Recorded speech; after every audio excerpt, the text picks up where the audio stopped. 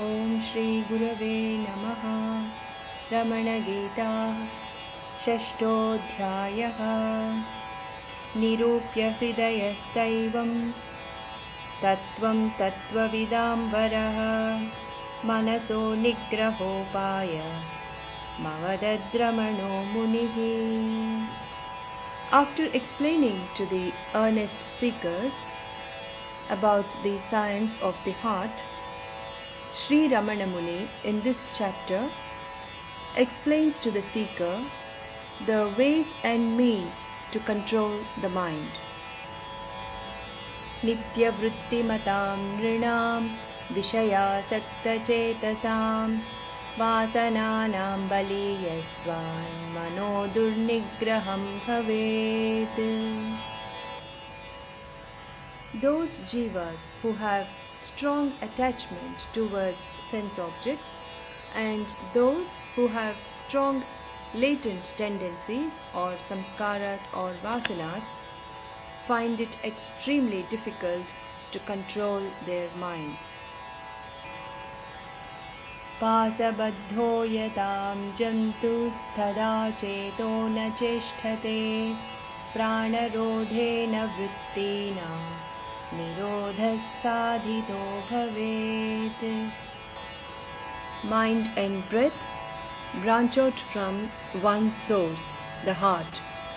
When the breath is controlled, mind is controlled as well. In his work Upadeshasaram, Bhagavan Ramana says, Vayu rodhana liyate mano jalapakshivat rodha sadhanam. When the breath is controlled, the mind behaves like a bird caught in a cage. Caught in the cycle of karma, the jiva is entrapped in his karma. By breath control, the jiva can effectively control the vrittis of his mind. Vritti rodhena vrittinam janmasthane sthito bhavet. When the vrittis or the movement of the mind is effectively controlled, the mind rests at its source, that is the heart. Kumbhakam siddhyate chevam satatam pratyavekshanat esham naitena vidhina sektihi kumbhaka sadhane. Bhagavan in this verse indicates another way of controlling the mind. When the seeker watches his flow of breath, satatam or constantly, such a constant awareness of the flow of breath will restrain the wandering of mind. It will eventually lead the seeker to his natural state. Yesham naitena vidhina sektih kumbhaka sadhane hatha yoga vidhanena tesham kumbhaka mishyate.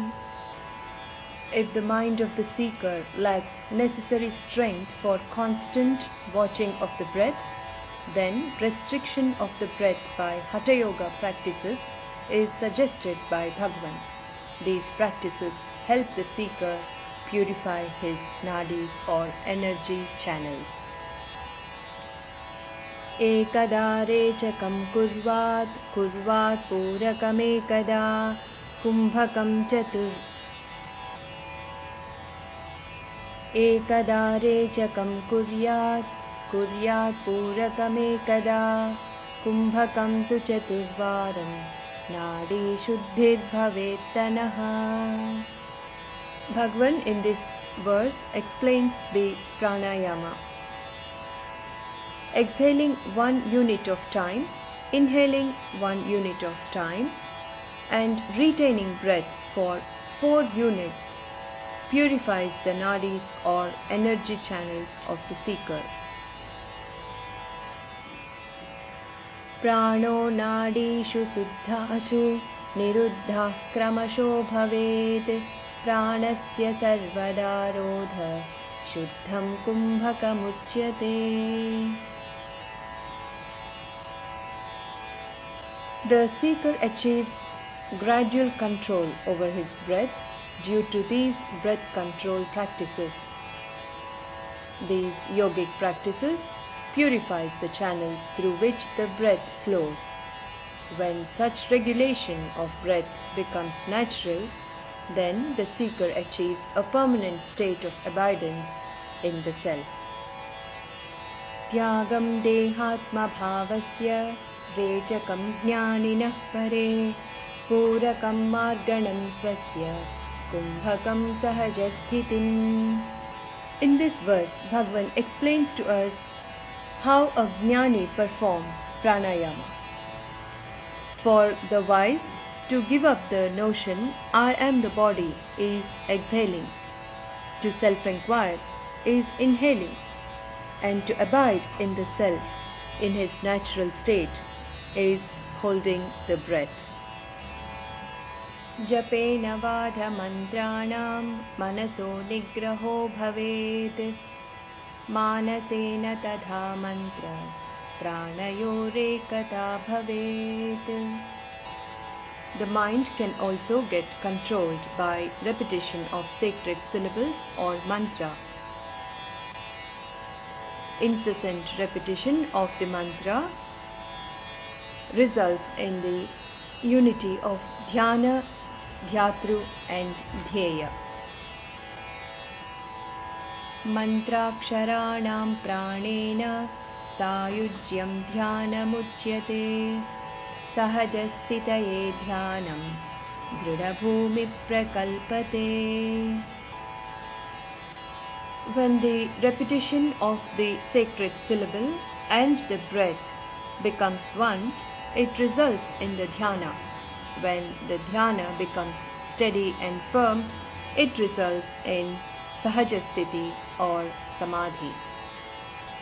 Sahavasena mahatam satam arudha chetasam kriyamanena va nityam sthane linam mano bhavet. The gracious Bhagavan gives the seeker yet another way of controlling the wandering of the mind. In this verse, Bhagavan states the importance and benefits of being in the satsang of great beings. Bhagavan says, by being in the company of great souls who are always rooted and immersed in the self, one's mind merges in its source naturally. Iti SriRamanaGita Subrahma Yoga Shastre Ramanante Vasino Vasishthasya Ganapate Rupa Nibandhe Shashtodhyayaha.